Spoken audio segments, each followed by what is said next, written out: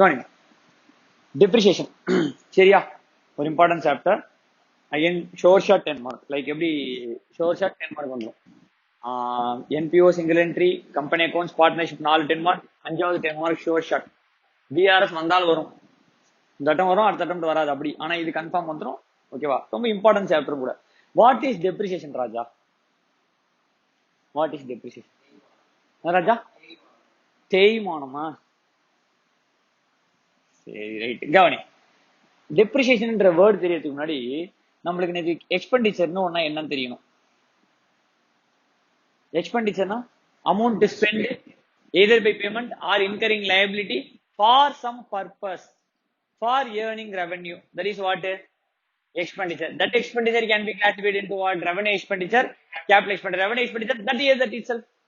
இன்னைக்கே செத்து போனா ரெவன்யூ, ஃபியூச்சர்ல வந்துச்சுன்னா கேபிட்டல் எக்ஸ்பெண்டிச்சர். இந்த வருஷம் பாதி, ஃபியூச்சர்ல பாதி வரும், அதான் என்ன எக்ஸ்பெண்டிச்சர். கொஞ்சம் கொஞ்சம் கொஞ்சம் கொஞ்சமா கெட்டு போறதா என்ன expenditure? Capital expenditure. So expenditure can be classified into revenue expenditure, capital expenditure. Revenue expenditure, that year that expenditure P&L.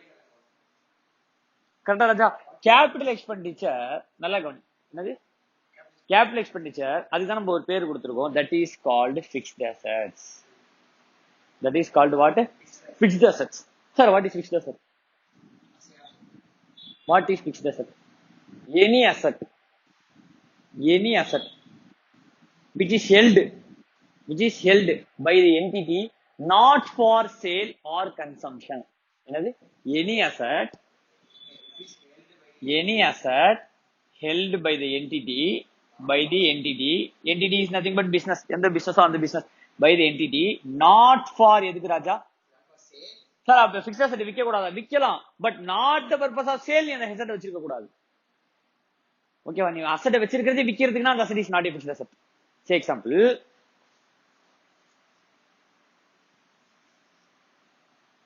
Akshaya Holmes. Akshaya Homes இருக்கா? அக்ஷயா ஹோம்ஸ் பில்டிங், நம்மளுக்கு ஒரு வீடு கொடுக்குறான், ஒரு வில்லா, இண்டிவிஜுவல் வில்லா இருக்கு, ரோடு இருக்கு, சுத்தி லான் இருக்கு, நடுவில் வில்லா, இண்டிவிஜுவல் வில்லா கொடுத்துருக்கான். Price 1.25 crore. பர்ச்சேஸ் பண்ணிருக்க ஓஎம்ஆர்ல, பக்கத்து வீட்டுல நயன்தாரா இருக்கு. உண்மையிலேயே சரியா? இந்த வீட்டை வாங்கி வச்சிருக்க. இந்த வீடு உனக்கு பிக்ஸ்ட் அசெட்டா இல்லையா? இந்த வீடு பிக்ஸ்ட் அசெட்டா இல்லையா நான் கேள்வி கேட்டேன். இந்த வீடு பிக்ஸ்ட் அசெட்டான்னு கேட்டீங்கன்னா எஸ், பிக்ஸ்ட் அசெட் தான். இந்த வீடு பிக்ஸ்ட் அசெட்டான்னு கேட்டீங்கன்னா எஸ், பிக்ஸ்ட் அசெட் தான். ஏன்னா any asset held by the entity not for sale. நான் சேல்காக வச்சில்ல. நாட் ஃபார் கன்சம்ஷன், என்ன திங்க போறேனா இல்ல யூஸ் பண்றதுக்காக வச்சில்ல. பட் எதுக்கு வச்சிருக்கேன்? எனி அதர் பர்பஸ்க்கு வச்சிருக்கேன். அந்த எனி அதர் பர்பஸ் பின்னாடி பார்க்கலாம். பட் சேலுக்காகவோ கன்சம்ஷனுக்காகவோ வச்சிருந்தா, சேலுக்காக வச்சிருந்தா அது பேர் ஃபினிஷ்டு குட்ஸ் ராஜா. கன்சம்ஷனுக்காக வச்சிருந்தா அது பேர் ரா மெட்டீரியல். அப்ப சிம்பிளா நான் சொல்றேன், anything other than inventory is fixed அசெட்ங்கறான். கிட்டத்தட்ட anything other than inventory is என்னன்னு சொல்றான்? Fixed asset. ஏன்னா நம்மளோட அசெட் சைட்ல எல்லாமே பர்சனல் ஐட்டமா இருக்கும். எல்லாமே பர்சனல் ஐட்டம், இல்லைன்னா என்ன ஐட்டமா இருக்கும்? Real item. கரெக்டா? பர்சனல், இந்த debtor, bills receivable, cash in hand, cash at பேங்க்லாம் பர்சனலா போயிடுவோம். அப்ப அந்த கரண்ட் அசெட்ல ஒரே ரியல் ஐட்டம் தான் இருக்கும். என்ன ஐட்டம்? ஸ்டாக். அப்போ உன்னோட அசெட் சைட்ல பர்சனல் அக்கௌண்ட் இருக்கும், ரியல் அக்கௌண்ட் இருக்கும். பர்சனல் அக்கௌண்ட்ல debtor, receivable, bills receivable, cash and bank, cash in hand எல்லாமே அதுல போயிடுவோம். மீதி இருக்கிற எல்லா பிக்ஸ்ட் அசெட் பிளஸ் ஸ்டாக் வந்துரும். அப்போ பிக்ஸ்ட் அசெட்னா என்ன சொல்றான் பாரு? Any asset which is not held for sale. சேல்னா அது finished goods, inventory. கன்சம்ஷன்னா raw material used in production process. அது இல்லைன்னா அது என்ன அசெட்ங்கறான்? பிக்ஸ்ட் அசெட்ங்கறான். சார், நான் பிக்ஸ்ட் அசெட்னா சொல்றேன், அது பிக்ஸ்ட் அசெட் டான்ஜிபிளா இன்டான்ஜிபிளா அந்த கிளாசிஃபிகேஷனுக்கு நான் இப்போ வரல. நான் இப்ப just what is fixed asset சொல்லிட்டு நல்லா கணிப்ப. பேக் டு வா. இந்த வீடு என்னோட பிக்ஸ்ட் அசெட்டான்னு கேட்டேன், என்னோட fixed asset. But it is not a fixed asset for Akshaya Homes. It is not a fixed asset for Akshaya Homes. Akshaya Homes இது என்ன அசெட்? இன்வென்டரி. அப்போ ஒரு விஷயத்தை வச்சு இது பிக்ஸ்ட் அசெட்டா இன்வென்டரியான்னு சொல்ல முடியாது. யார் கையில இருக்கோ அதை வச்சு தான் என்ன சொல்லலாம்? என்கிட்ட இப்போ ஒரு பைக் இருக்கு, RX100 is fixed asset for me. The same RX100 for Yamaha company is inventory. ஏன்னா அவன் எதுக்காக வச்சிருக்கான்? சேல்காக வச்சிருக்கான். நான் எதுக்காக வச்சிருக்கேன்? கண்டினியூங் யூஸ்க்காக வச்சிருக்கேன். I will derive the benefit from its continuing use, not from its sale. ஓகேவா? I will drive the benefit from its continuing use. RX100 bike use பண்றேன், அதுல இருந்து எனக்கு பெனிஃபிட் டிரைவ் ஆகுது, நாட் ஃப்ரம் சேல் பண்ணி. அப்ப நான் ஒரு டீலர், பைக் டீலர். இப்போ எனக்கு அந்த பைக் இஸ் பைக் வாங்கி வைக்கிறது என்னோட வேலையை. அப்ப பைக் எனக்கு அசட் தான், but that asset is not a fixed asset. That asset is என்ன அசட்? இன்வென்ட்ரி. புரிதராஜன் என்ன சொல்றேன்ட்டு சரி கவனி. இப்போ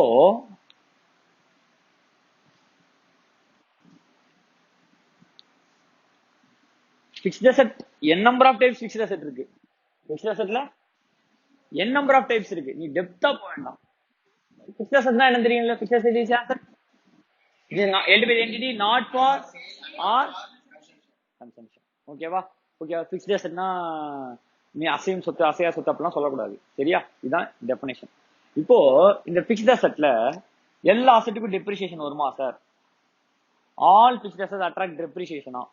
டெப்ரிசியேஷன் என்ன? தேய்மானம், அதுல இருந்து வர usage, wear and tear, obsolescence, ஏதோ ஒரு ரீசன் சொல்ற. அது எல்லா அசெட்டுக்கும் வருமான்னு கேட்டா எல்லா அசெட்டுக்கும் வராது. Any fixed asset which has limited useful life, any fixed asset which has limited useful life.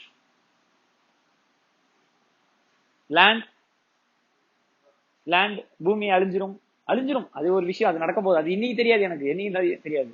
Uncertain. Confirm 100 வருஷத்துக்கு இருக்கும், 200 வருஷத்துக்கு இருக்கும். அப்ப நம்மளை பொறுத்தவரை என்னது? Infinite life. கரெக்டா? பில்டிங் கிடையாது, 30 வருஷத்துக்கு மேல அந்த பில்டிங் தாங்காது. இடிச்சுட்டு புது பில்டிங் தான் நம்ம என்ன பண்ணி ஆகணும்? கட்டி ஆகணும். அப்ப பில்டிங் ஹேஸ் என்ன லைஃப்?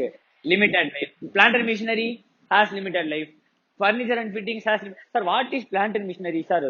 இந்த ஃபேக்டரியில போனா பெரிய பெரிய மிஷினரி, டர்பைன், அதெல்லாம் கிடையாது. உன் ஆபீஸ்லயே இருக்கிற லைட்டு, உன் ஆபீஸ்ல இருக்கிற ஃபேனு, உன் ஆபீஸ்ல இருக்கிற AC is also a what? Plant and machinery தான். ஓகே, நீ பெருசா யோசிக்க வேணாம். பெருசா ஒரு ஃபேக்டரி எடுத்துட்டு அந்த ஃபேக்டரியில எவ்வளவு பெரிய டியூனல் இருக்கும், உள்ள பெரிய பெரிய மிஷினரிஸ் எல்லாம் இருக்கும், உள்ள இன்புட் போட்டா அவுட்புட் வரும். That is not plant. That is also a plant and machinery இல்லன்னு சொல்ல, but that is not alone a plant and machinery. ஓகேவா? நம்ம ஈவன் நம்ம ஆபீஸ்ல இருக்கிற சின்ன சின்ன AC, fan, tube light, table chair, அதெல்லாம் என்ன? Furniture fittings, plant and machinery தான். ஓகேவா? நம்ம அவ்வளவு பெருசு யூஸ் அதெல்லாம் லிமிடெட் லைஃபா n நம்பர் ஆஃப் லைஃபா? லிமிடெட் லைஃபா n நம்பர் ஆஃப் லைஃபா? n number of life is அது எப்பயுமே அழியாதுன்னு அழிஞ்சிரும், என்னைக்கோ ஒரு நாள் அழிஞ்சிரும். அதான் என்னது? Limited life. அப்போ any fixed asset which has limited useful life will attract what? That asset is called what? Depreciable asset. That asset is what? Depreciable asset. Sir நான் ஒரு ப்ராப்பர்ட்டி வச்சிருக்கேன். bought from Akshaya Holmes. Akshaya ஹோம்ஸ்ல ஒரு villa property வாங்குறேன், purchase பண்றேன். எக்ஸ்பெண்டிச்சரா? Revenue எக்ஸ்பெண்டிச்சரா? Capital எக்ஸ்பெண்டிச்சரா? Capital expenditure. ஃபிக்ஸ்ட் அசெட்டா? ஆமா. எது சார் வாங்குறீங்க? நான் கண்டினியூ யூஸ்க்காக வாங்குறேன். எதுக்காக வாங்குறேன்? ஃபிக்ஸ்ட் அசெட் எதுக்கு வாங்குவாங்கன்னா, fixed asset can be used in production process. என்ன ப்ராசஸ்? நல்லா கவனி. Fixed asset can be used in production process of goods or providing service. சர்வீஸா? புரியலையே. நான் குட்ஸே விக்கலையே. என்னோட என்டிட்டி என்ன entity? Service entity. Service entity என்ன? நான் எந்த குட்ஸும் ப்ரொடியூஸ் பண்ணல, விற்க மாட்டேன். Chartered accountancy service entity. Chartered accountant provide ஏதாவது போயிட்டு மேனுஃபேக்சர் பண்றானா, பேலன்ஸ் ஷீட்டையும் ட்ரேடிங் பேண்ட்ல மேனுஃபேக்சர் பண்றானா, டாக்டர் ஏதாவது மேனுஃபேக்சர் பண்றானா, they are providing what? Service. இதான் சர்வீஸ் என்டிட்டி. Service entity. அப்போ நான் ஒரு அசெட் எதுக்கெல்லாம் யூஸ் பண்ணலாம்னு பாரு. Fixed asset can be used. நல்லா பாரு. Fixed asset can be used. First for, production of goods, used in production of goods or provision of service. டாக்டருக்கு என்ன? டாக்டர் எக்ஸ்ரே மிஷின், டாக்டர் வச்சிருக்க stethoscope, BP machine is also a fixed asset for them. which has limited useful life. சரி. சரி, இதுக்கு இல்லனா rental to others. Earning rental income. நீ asset வச்சிருக்க, அந்த அசெட் என்ன பண்ணிட்டு இருக்க? வாடகை கூட்டு சம்பாதிச்சுன்னு இருக்க. Rental to others, fixed asset. Third point, used in admin purposes. Used in what? ஆபீஸ்ல இருக்கிற ஏசி, அந்த இது எல்லாமே என்னது? எல்லாமே என்ன அசெட் தான்? Fixed asset. அப்ப ஃபிக்ஸ்ட் அசெட்லாம் இதுக்கு வேணா யூஸ் பண்ணலாம். இதெல்லாம் ஐட்டம்ஸ் இது tangible fixed asset. Any tangible fixed asset which has limited useful life. Any tangible fixed asset which has limited useful life will be an asset, depreciable asset, will be depreciated over the life of the asset. Depreciated over the life of the asset. ஏதோ சொல்றானே, புரியலையே, சொல்ற பின்னாடி வரேன். இது புரியுதா sir? அப்ப intangible அசெட்க்கு டெப்ரிசியேஷன் வராதா? வரும். That is called amortisation. Intangible அசெட்க்கு டெப்ரிசியேஷன் வருமா? வரும். எல்லாமே என்ன செவக்குழியில விழுந்துதான் ஆகணும். கரெக்டா இல்லையா? அது நானா விழுந்தா டெப்ரிசியேஷன், தானா விழுந்தா அது அமார்டைசேஷன். அவ்வளவுதான் வித்தியாசம். புரிதா ராஜா என்ன சொல்றேன்ட்டு? சோ எல்லாமே ஒண்ணுதான், ஃபார்ம் வேற. இது என்னது? டெப்ரிசியேஷனா போய் விழுது. அந்த கேபிட்டல் எக்ஸ்பெண்டிச்சர் என்னவா போய் விழுது? கோக் கம்பெனிக்கு கோகோ அந்த formula is intangible asset, patent is intangible asset. அது இல்லாம யூஸ்ஃபுல் லைஃப்ல தள்ள வேண்டியதான் உண்டு. கொஞ்சம் கொஞ்சமா அது அழிஞ்சிரும். கரெக்டா? பேட்டன்ட் எத்தனை வருஷத்துக்கு இருக்கும்? என் நம்பர் ஆஃப் லைஃப் இருக்குமா? எக்ஸாம்பிள், நீ உங்க ஊர்ல எல்லாம் பாத்தீங்கன்னா ஒரு பிரைவேட் பஸ் போயிட்டு வரும். பிரைவேட் பஸ் பாத்திரியா? ரூட் பஸ் போகும். From this to Thanjavur to Tiruvarur, Thanjavur to Trichy, Trichy to மதுரைன்னு பிரைவேட் பஸ் ஓடும். நான் சொல்றது வால்வோ பஸ் கிடையாது, ஸ்டேஜ் கேரேஜ், ஸ்டாப் ஸ்டாப்பா நிப்பாட்டி ஏத்திட்டு போற பஸ். அந்த பஸ் அந்த இங்க இருந்து ஒரு 40 கிலோமீட்டர் ரேஞ்சில் அந்த ஆப்ரேட் பண்ணா அவன் ஒரு லைசன்ஸ் வாங்கணும். அந்த பர்மிட், அந்த இதுக்கு பேர் ரூட் பர்மிட்னு சொல்லுவாங்க. அந்த ரூட் பர்மிட்டோட பிரைஸ் பாத்தீங்கன்னா 1 crore இருக்கும். இட்ஸ் நாட் சம்திங் என்ன ருபீஸ்லயோ லேக்ஸ்லயோ எல்லாம் கிடையாது. அது என்ன இருக்கும்? குரோர்ல இருக்கும். அந்த 1 crore 2 crore இருக்கு தெரியுமா? பஸ்ஸோட விலையே 15 லட்சம் ரூபாய் 20 லட்சம் ரூபாய் தான். ஆனா அந்த பர்மிட்டோட விலை எவ்வளவு? 1 கோடி ரூபாய். யாரும் 1 கோடி ரூபாய் காசு கொடுத்து வாங்க மாட்டாங்க. லோன்ல வாங்கி மாசம் மாசம் வட்டி கட்டிட்டு போயிடுவோம். இந்த 1 கோடி பர்மிட் எவ்வளவு பெருசு இருக்கும்னு நினைக்கிறேன்? பஸ் 20 லட்சம் ரூபாய், பஸ் இவ்வளவு பெருசு இருக்குல்ல. 1 கோடி ரூபாய் பர்மிட் சின்னோண்டு பேப்பர். டான்ஜிபிளா இன்டான்ஜிபிளா? Intangible fixed asset. அப்ப என்ன பண்ண முடியாது? ஒண்ணும் பண்ண முடியாது. அதோட காஸ்ட் என்ன பண்ணலாம்? அமார்டைஸ் பண்ணலாம் ஓவர் த லைஃப். இதே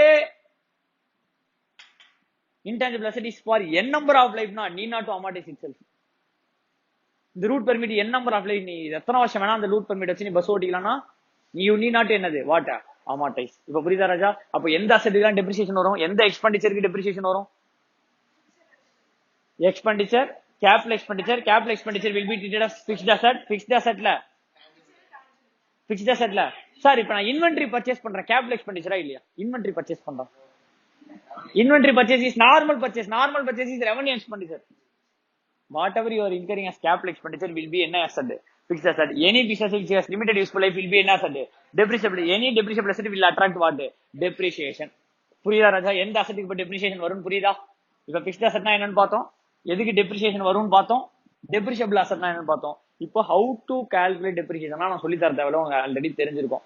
first why to calculate depreciation.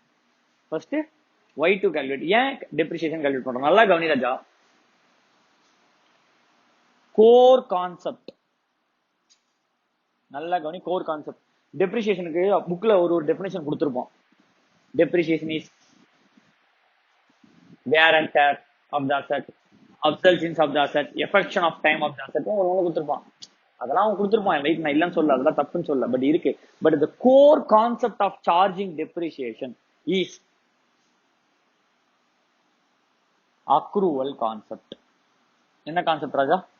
Accrual concept. என்ன சார் அக்ரூவல் கான்செப்ட்டுக்கு டெப்ரிசியேஷனுக்கு சம்பந்தமே இல்லைன்னு நினைப்பிய கோடி? கரெக்டா? எட்டாவது மூளைக்கு கவனி. See, core concept of charging depreciation is what? Accrual. சரி, புக்ல கொடுத்திருப்பான். To arrive the correct profit and loss account in P&L னு கொடுத்திருப்பான். To arrive the, அதுதான் original reason for charging depreciation. First and foremost reason is to arrive the correct profit and loss. Correct profit and loss na nalla gavani. We are preparing P&L on cash basis or accrual basis? We are preparing P&L on what basis? Accrual basis. When we prepare P&L on cash basis, the entire fixed cost will be debited. யோசிச்சு பாரு, think and tell me. When you are preparing P&L account on என்ன basis? Cash basis. The entire capital expenditure of, say example, 1 lakh machinery will be debited to P&L account. Why? Because we are following என்ன accounting? Cash system of accounting. That the entire expense will be debited to P&L. அப்போ இந்த entire expense இங்க debit ஆச்சுன்னா, then what the need to charge depreciation? அப்ப என்னது? எல்லாமே charge ஆயிடுச்சு. அப்படின்னா டெப்ரிசியேஷன் என்ன பண்ண தேவையில்லை, நீ சார்ஜ் பண்ண தேவையில்லை. அப்போ when we are following cash system of accounting, we need not to charge what?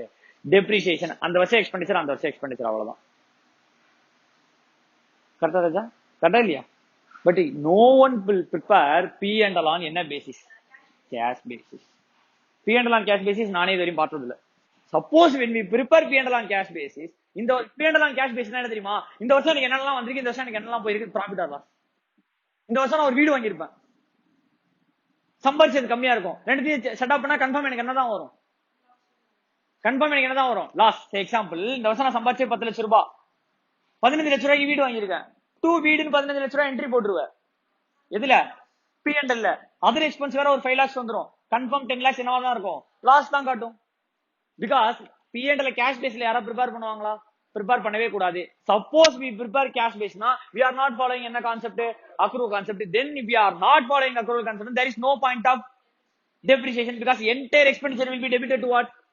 P&L. entire expenditure. நான் சொன்னேன் என்னைக்கோ ஒரு நாள் இந்த அசெட் எங்க வந்து விழ போகுதுன்னு சொன்னேன். என்னைக்கோ ஒரு நாள் இந்த கேபிட்டல் எக்ஸ்பெண்டிச்சர் எங்க வந்து விழுந்துரும்? P&L குள்ள விழுந்துரும். சபக்கு விழுந்துரும் சொன்னேன். entire capital expenditure is what? fixed asset. Fixed asset is some which has limited useful life will be debited to what? P&L. அப்ப இதுக்குள்ள விழுந்துரும் சொன்னா அப்ப அசெட் சைடுல என்ன சார் இருக்கும்? நல்லா ஞாபகம் வச்சுக்கோ, யாருக்குமே இதெல்லாம் தெரியாது. when you are preparing P&L on cash basis, any asset which has unlimited life will be your asset in your balance sheet. Any asset which has unlimited life will be the asset in your balance sheet. மீது எதுவுமே என்னவா இருக்காது? அசட்டா இருக்காது. நான் சொல்றது புரியுதா? என்ன தெரியுமா என்ட்ரி போடுவோம்? Building account debit to cash, P&L account debit to building. முடிஞ்சு போச்சு. Building account debit to cash, P&L account debit to building. கரெக்டா ராஜா? இது மாதிரி என்ட்ரி பாஸ் பண்ணலாமானா யாரும் பாஸ் பண்ண மாட்டாங்க. But when we are following cash system of accounting, when we prepare P&L on cash system of accounting, this entry we will pass. அப்போ நம்மள்ட்ட இங்க என்ன அசெட் இருக்காது? பில்டிங் வராது. ஏன்னா பில்டிங் என்ட்ரி பில்டிங் எங்க போயிடுச்சு? P&L போயிடுச்சு. கரெக்டா இல்லையா? அப்ப பில்டிங் என்ன காட்டுவோம்? Building minus P&L already charge 0, building minus P&L charge 0, அவ்வளவுதான் காட்டுவோம். ஒண்ணும் பண்ண முடியாது. ஆனா land account debit to cash 10 lakh 10 lakh, land will not be charged to, land will not be charged to. வாய் தந்து சொல்ல. அப்படியே என்ன யோசிச்சுன்னு இருக்க? என்ன யோசிச்சுன்னு இருக்க? லேண்ட் சார்ஜ் ஆயிடுமா P&L-க்கு? Land will not be charged to what? P&L. ஏன்னா land is asset which has unlimited life.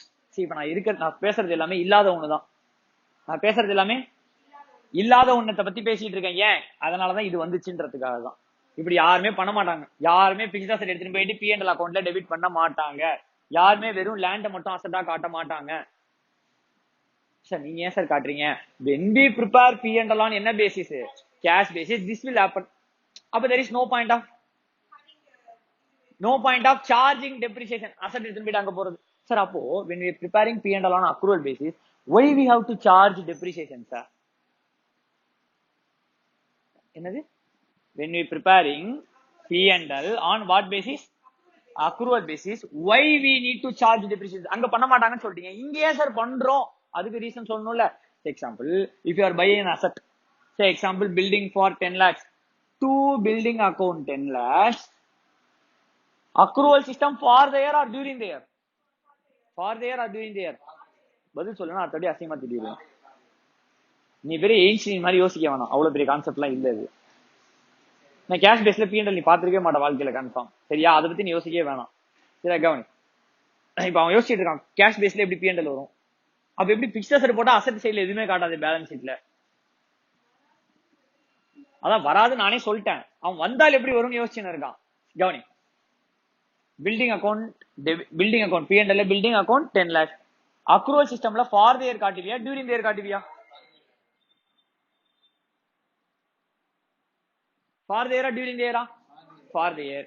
10 lakhs is during the year. You purchase the asset building 10 lakhs during the year. But for the year எவ்வளவு sir? தெரியாதே. இது ரொம்ப simple. இந்த 10 lakhs எத்தனை வருஷம் பால? இப்ப 10 years sir. அப்போ ஒரு வருஷத்துக்கு என்னப்பா? 1 லட்சம் ரூபாய். சரிப்பா. அப்ப 9 லட்சம் ரூபாய் அடுத்த வருஷத்துக்கா? அப்ப less 9 lakhs, 1 lakh will be debited to P&L. The remaining 9 lakhs prepaid expense என்ன பண்ணுவ நீ? prepaid expense என்ன பண்ணுவ? Example, suppose you have paid rent of 2,40,000. The rent for the year is 2 lakh. அப்போ 2.4 lakhs minus 4, 2.2 lakhs. இந்த 40,000 will be prepaid expense as என்னது? asset. balance sheet asset எடுத்துட்டு போ. ஏன்?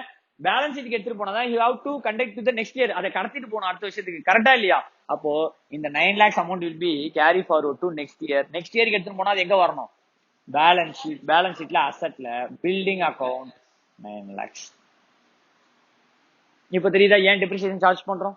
Core reason for charging depreciation is what? Accrual concept. சரி, எங்க sir சொல்லியிருக்கான்?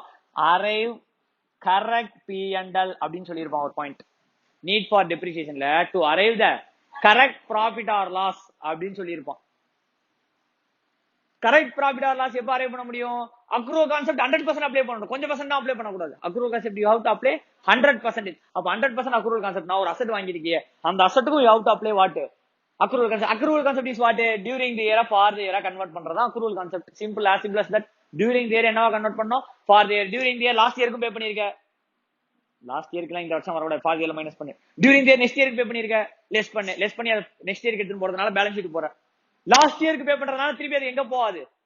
Balance sheet போகுது. இதெல்லாம் ஆல்ரெடி ஃபைனல் அக்கவுண்ட்ஸ்ல பார்த்தாச்சு. டியூரிங் தி இயர்னு பே பண்ணவே இல்ல, ஆட் பண்ணி ஃபார் தி இயர் கொண்டு வா. கரெக்ட்டா அதெல்லாம் அட்ஜஸ்ட்மென்ட் பண்ணுவோம்ல. சேம் வே நம்ம you have to convert during the year into எந்த இயர்? For the year. இது during the year you have to convert into it what? For the year. For the year is 1 lakh, remaining 9 lakh is for next future years. அப்ப next இயருக்கு அது என்ன பண்ணோம்? கடத்திட்டு போறோம். சோ எங்க போயிடுது? பேலன்ஸ் ஷீட் போயிடுது. So, core reason for charging depreciation is what? Accrual concept. Yeah, accrual concept to correct, to arrive at correct profit or loss account. Correct, Raja? Sure, go on. When we prepare receipts and payments account, the depreciation is concept will not be there. When we prepare receipts and payments account, we will prepare in NPO chapter. We will do in NPO chapter. Non-profit organization. There is no point of what? Charging depreciation in NPO, because NPO is on what basis? NPO என்ன, சரி, receipts and payments is on what basis? Cash basis, not on என்ன basis? Accrual basis. அப்போ first reason for charging depreciation what? Second reason. சிக்கவனி, I am purchasing an asset for 1 lakh. நான் இப்ப சொல்றதுலாம் need for depreciation. நான் டெப்ரிசியேஷனுக்குள்ளே போல. அதனால ஏன் depreciation charge பண்றோம்? அப்போ சில பேருக்கு பார்த்தீங்கன்னு வச்சுக்கோங்க, ஒரு கல்ல 2 மாங்கான்னு, ஒரு கல்ல 4 மாங்காய் விழும். அது மாதிரிதான் டெப்ரிசியேஷன். டெப்ரிசியேஷன்ங்கிறது அக்ரூவல் கான்செப்டுக்காக சார்ஜ் பண்ண ஆரம்பிச்சோம். அதே சார்ஜ் பண்ண ஆரம்பிச்சதுல அப்படியே கொஞ்சம் அங்கங்க பட்டி டிங்கரிங் பார்த்தா அது ஒரு வேற பெனிஃபிட் நம்மளுக்கு வழிவகுக்குது. அது நம்மளுக்கு ஒரு வேற பெனிஃபிட் கொடுக்குது. என்ன பெனிஃபிட் கொடுக்குது சொல்றேன் இப்ப கவனி. Assume you are buying asset for 1 lakh. என்ன அசெட் வச்சுக்கலாம்? Xerox machine. ஓகேவா? It's not Xerox, Xerox. கரெக்டா? ஜெராக்ஸ் மிஷின் ஃபார் எவ்வளோ? 1 lakh. Useful life 10 years. சரி, கொஞ்சம் கம்மியா வச்சுக்கலாம், பெருசா போகும். இல்லைன்னா யூஸ்ஃபுல் லைஃப் 5 years. ஸ்கிராப் வேல்யூன்னு ஒன்று படிச்சிருப்ப, ஆர் ரெசிஜுவல் வேல்யூன்னு ஒன்று படிச்சிருப்ப. அப்படின்னா என்ன ராஜா? இந்த 5 வருஷம் கழிச்சு அதை அப்படியே இறக்கி போட்டா ஒரு அமௌண்ட் தேரும். அந்த அமௌண்ட் இஸ் வாட்? 10,000. ஏன்னா அது சம் யூஸ்ஃபுல் பார்ட் இருக்கும். அந்த பார்ட் மட்டும் தான் அதுல யூஸ்ஃபுல்லா இருக்கும். எக்ஸாம்பிள், பழைய CPU இருந்து ஹார்ட் டிரைவ் மட்டும், ஹார்ட் டிஸ்க் மட்டும் எடுத்துக்கலாம். மற்றபடி அதுல இருக்கிற மதர் போர்டு, SMBS அதெல்லாம் தேராது. பட் ஹார்ட் டிஸ்க் மட்டும் ஸ்டில் சேம் ஹார்ட் டிஸ்க். அப்பயும் ஹார்ட் டிஸ்க், இப்பயும் ஹார்ட் டிஸ்க், ஒரே ஹார்ட் டிஸ்க் தானே. நம்ம இப்போ 1 TB ஹார்ட் டிஸ்க் போட்டா அதுல ஒரு 256 MB GB இருந்தா கூட அதையும் சேர்த்து ஒரு ஹார்ட் டிஸ்கா போட்டுக்கலாம். சோ அந்த ஹார்ட் டிஸ்க் மட்டும் யூஸ் ஆகுதுன்னு வச்சுக்கோங்க. அதே மாதிரி ஜெராக்ஸ் மிஷின்ல ஏதோ ஒரு காம்போனன்ட் யூஸ் ஆகுதுன்னு வச்சுக்கோ. That component scrap value is what? 10,000. Asset life is what? 5 years. Xerox machine cost 1 lakh.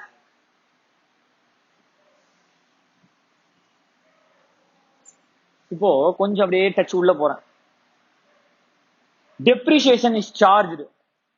depreciation is for first purpose accrual. Second purpose இப்ப சொல்ல போறேன், நல்லா கவனி.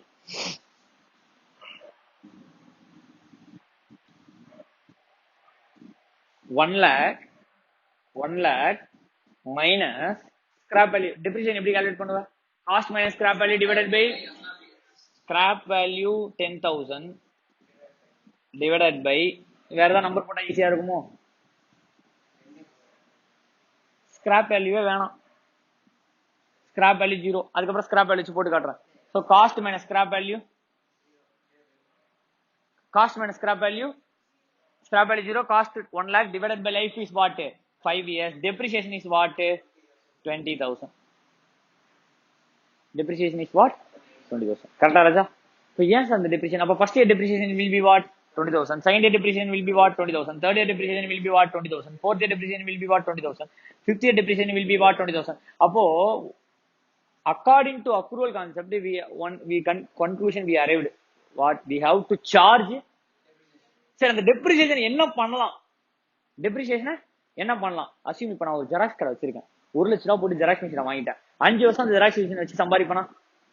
5 வருஷம் கழிச்சு இந்த ஜெராக்ஸ் மிஷின் ஒர்க் ஆகாம போச்சுன்னா இன்னொரு ஜெராக்ஸ் மிஷின் எப்படி வாங்குவேன்? இன்னொரு மிஷின் காசு வந்து இந்த ஜெராக்ஸ் மிஷின் சம்பாதிச்ச காசை நான் செலவு பண்ணிட்டேன். இதுக்கு செலவு பேப்பர் வாங்கினா, இங்க் வாங்கினா, ரிப்பேர் மெயின்டெனன்ஸ் எக்ஸ்பென்ஸ் இன்கர் பண்ணா 5 வருஷம் இப்படியே ஓடிச்சு. நல்லா சம்பாதிச்சிட்டேன். சம்பாதிச்ச காசை என் வீட்டுக்கு செலவு பண்ணிட்டேன். After 5 years there is no machine, there is no money to buy the machine. இப்போ கோயிங் கன்சர்ன் இருக்கு தெரியுமா? கட் ஆயிடும். அப்போ ஒரே அசெட் வச்சு என் தொழிலே இதை நம்பி தான் ஓடுது. அந்த மிஷினே இல்லைன்னா இப்ப என் தொழில் ஓடுமா? ஓடாது. அப்ப ரன்னிங் பிசினஸ் என்ன ஆக போகுது? ஸ்டாப் ஆக போகுது. அப்ப I cannot prepare balance sheet on basis on fundamental accounting அசம்ஷனை பேஸ் பண்ணி என்னால ப்ரிப்பேர் பண்ண முடியாது. I have to prepare balance sheet on different accounting assumption. கரெக்டா? இப்ப இவ்வளவு பிரச்சனை வருதா? அப்ப 5 வருஷம் கழிச்சு நான் என்ன பண்ணி ஆகணும்? 1 லட்சம் ரூபாய் பணம் ரெடி பண்ணி ஆகணும். வாட்? 1 லட்சம் ரூபாய் பணம் வேணும். ஏன்னா 5 வருஷம் கழிச்சு எனக்கு என்ன இருக்காது? அப்ப என்ன சொல்றான்? ஃபர்ஸ்ட் 1 லட்சம் ரூபாய் இங்க போட்ட, இங்க 20,000 ரூபாய் டெப்ரிசியேஷன் சார்ஜ் பண்ற, இங்க 20,000 ரூபாய் அசெட் வேல்யூல மைனஸ் பண்ணாத. 20,000 ரூபாய அசெட் வேல்யூல மைனஸ் பண்ணாத. இது அப்படியே இருக்கும். Let it be 1 lakh. இந்த பக்கம் இதுல மைனஸ் பண்றது போல இந்த சைடு எழுதலாமா? இங்க மைனஸ் பண்றது போல இந்த சைடு எழுதலாமா? டெபிட்ல மைனஸ் பண்றது போல கிரெடிட்ல எழுதலாமா? இங்க டெபிட்ல மைனஸ் பண்றது போல கிரெடிட்ல எழுதலாமா? So depreciation reserve 20,000. இங்க 20,000 போட்டேன். இது எங்க மைனஸ் பண்ணணும்? அசெட் வேல்யூல மைனஸ் பண்ணணும். நான் மைனஸ் பண்ணல. அது போல நான் எங்க எழுதுறேன்? ஆப்போசிட்ல போய் எழுதுறேன். என்ன? டெப்ரிசியேஷன் ரிசர்வ் என்னது? 20,000. செகண்ட் இயர் திருப்பி 20,000 சார்ஜ் பண்ணுவோம்னா பிளஸ் 20. தேர்ட் இயர் 20,000 சார்ஜ் பண்ணா பிளஸ் 20. ஃபோர்த் இயர் 20,000 சார்ஜ் பண்ணா பிளஸ் 20. ஃபிஃப்த் இயர் 20,000 சார்ஜ் பண்ணா பிளஸ் 20. 520 will become what? அப்ப at the end of the period 1 lakh will be with me. I will buy an asset. Sir இப்ப ரிசர்வா எடுத்து வச்சா 1 lakh இருந்துருமா? ரிசர்வா எடுத்து வச்சா 1 lakh வந்துருமா? வராது, கஷ்டம். ஏன்னு சொல்றேன் கவனி. இப்போ உங்க வீட்டுல நீ சம்பாதிக்கிறாங்க, திருப்பதி போறதுக்குன்னு ஒரு பணம் எடுத்து வைக்கிறாங்க. அதை நீ எங்க போட்டு வைப்ப? எங்க போட்டு வைப்ப? உண்டியல்ல போட்டு வச்சிருவ. அந்த உண்டியல வேற எதுக்கா செலவுக்கு எடுப்பியா? மளிகை சாமான் வாங்குறதுக்கு, எலக்ட்ரிக் பில் கட்டுறதுக்கு, அது எதுக்கா எடுப்பியா? அந்த உண்டியல கை வைப்பியா? அப்படி கை வைக்கலாம். அந்த டிப்ரிசியேஷன் ரிசர்வ் தெரியுமா? இந்த பக்கம் கேஷ் பேலன்ஸா இருக்கும். அப்படி நீ கை வைக்கலைன்னா இந்த 60,000 ரூபாய் அமௌண்ட் அங்க என்னவா இருக்கும்? ஏன்னா இங்க ரிசர்வ் எடுத்து வைக்கும் போதே அங்க காசு எடுத்து என்ன பண்ணிடணும்? ஓரமா எடுத்து வச்சிடணும். அந்த காசு நீ தொடாம இருந்தீனா 5 வருஷத்துல அது என்னவா மாறும்? 1 lakh. ஆனா நம்ம தனியா தொடாம வைக்க முடியுமா? முடியாது. அதனால நம்ம என்ன பண்ணுவோம்? 1 lakh கிடைக்காது. அப்ப டெப்ரிசியேஷன் ரிசர்வ் எடுத்து வைக்கிறதுல அர்த்தமே இல்ல. அப்ப என்ன ஆகுது? இந்த 20,000 ரூபாய் எடுத்து வச்சு இந்த 20,000 ரூபாய் நம்ம என்ன பண்ணிடுறோம்? செலவு பண்ணிடுறோம். எடுத்து வைக்கிறதுல பிரயோஜனமே இல்ல. சாமிக்கு எடுத்து வச்சுட்டு அதை எடுத்து செலவு பண்றதுல என்ன பிரயோஜனம்? செலவு பண்ணல. அதனாலதான் என்ன சொல்றான்? இந்த 20,000 ரூபாய் எடுத்து போயிட்டு பேங்க்ல போடு. ஃபர்ஸ்ட் இயர் 20,000 ரூபாய், செகண்ட் இயர் ஒரு 20,000 ரூபாய், தேர்ட் இயர் ஒரு 20,000 ரூபாய், ஃபோர்த் இயர் ஒரு 20,000 ரூபாய், ஃபிஃப்த் இயர் ஒரு 20,000 ரூபாய். இப்ப பேங்க்ல எவ்வளவு பணம் இருக்கும்? 1 லட்சம் ரூபாய். அந்த 1 லட்சம் ரூபாய் எடுத்து அப்படியே புது அசெட் வாங்கிரு. அந்த 1 லட்சம் ரூபாய் எடுத்து அப்படியே என்ன பண்ணி 5 வருஷம் எண்ட்ல புது அசெட் வாங்கிரு. அப்புறம் ஏன் சார் ஸ்கிராப் வேல்யூ மைனஸ் பண்றோம்? சரி கவனி. இப்போ 1 lakhல எனக்கு 20,000 ரூபாய் ஸ்கிராப் வேல்யூ வந்துருதுன்னு வச்சுக்கோ. 1 lakhல 20,000 ரூபாய் ஸ்கிராப் வேல்யூ வந்துச்சுன்னா அந்த அசெட் வித்தா எனக்கு எவ்வளவு கிடைச்சிரும்? 20,000 ரூபாய். அப்ப ரீப்ளேஸ் பண்றதுக்கு மீன் எனக்கு 80,000 ரூபாய் இருந்தா போதும் இல்ல? ரீப்ளேஸ் பண்றதுக்கு எனக்கு எவ்வளவு இருந்தா போதும்? 80,000 ரூபாய் இருந்தா போதும். அப்ப நான் எவ்வளவு எடுத்து வச்சா போதும் 5 வருஷத்துல? அப்ப நான் 16,000 ரூபாய் 16,000 ரூபாய் 16,000 ரூபாய் 16,000 ரூபாய் 16,000 ரூபாய் எடுத்து வைப்பனா total it becomes what? 80,000. At the end of the fifth year அந்த ஓல்ட் மிஷினரி விப்பேன். அது ஒரு 20,000 ரூபாய் பணம் கொடுக்கும். Total it becomes what? 1 lakh. I will buy a new asset. Sir அப்ப யாராவது இந்த டிப்ரிசியேஷன் ரிசர்வ்லாம் பேங்க்ல போட்டு வைக்கிறாங்களா? யாருமே போடுறது இல்ல. யாராவது டெப்ரிசியேஷன் ரிசர்வ் பேங்க்ல போட்டு வைக்கிறாங்களான்னு கேட்டா யாருமே போடல. அப்ப என்ன பண்றாங்க? Instead they are investing in their own business. பேங்க்ல போட்டா they will be giving எத்தனை % return? 8%. Instead they are investing in their own business. Own business GP ratio is 20%, NP ratio is 15%, more than what? Bank interest rate. அப்போ instead of putting into any other fund, bank, securities, shares அதெல்லாம் வாங்குறதுக்கு பதிலா அதுலயே போட்டுச்சுக்கலாம். நம்ம பிசினஸ்லயே போட்டுக்கலாம். அதனாலதான் depreciation amount is not invested anywhere. Depreciation amount, if you want to invest, you can invest. இப்போ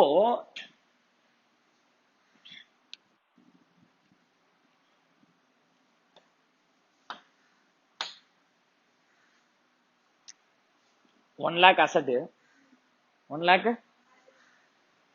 scrap value 10,000, scrap value 10,000. Useful life is 9 years. Useful life is what? 9 years. 9 years அப்புறம் அந்த மிஷினரி என்ன ஆயிடும்? டெப்ரிசியேட். அப்ப எனக்கு புது machinery தேவையா தேவையில்லையா? தேவையா?